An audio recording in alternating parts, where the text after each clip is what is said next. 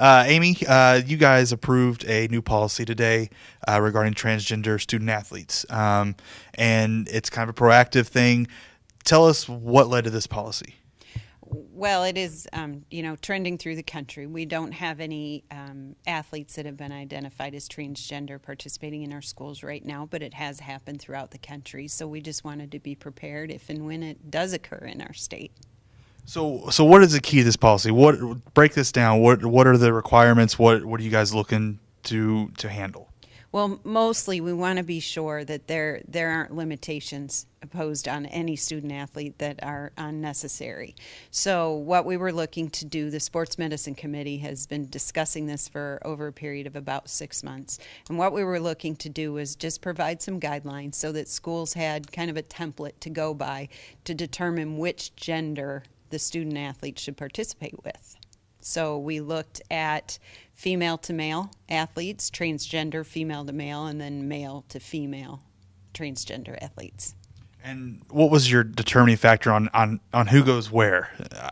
Well, the main concern there is going to be competitive balance. You know, generally a male is going to be bigger, faster, stronger than a female. And so we wanted to be sure that students that were transgender, male to female, did not do anything to compromise that competitive balance on the female side.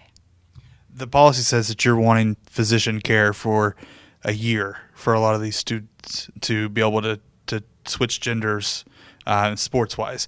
Is that kind of a requirement that they have to be under physician care for a year, or is there some other ways around that?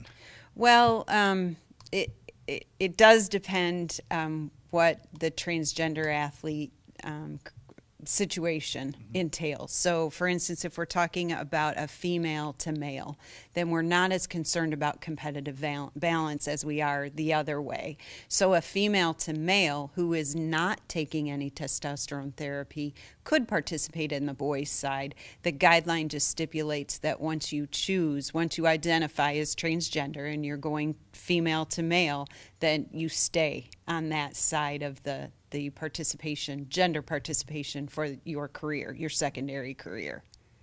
And what about male athletes that are switching over? Well, male athletes that are actually transitioning from male to female. Wrong word, sorry. Right, would undergo hormone therapy for a year. Mm-hmm. And that we believe that in that period of time, the competitive balance issue would be negated to a degree that it would not create an imbalance. And lastly, how do you think this affects everything overall? Well, our concern always is to be sure that we're providing a fair and level playing field for all athletes. So overall, I feel like the policy that we developed has done that. It negates the competitive imbalance where it needs to and provides opportunities for students to continue to participate, which they should get to do.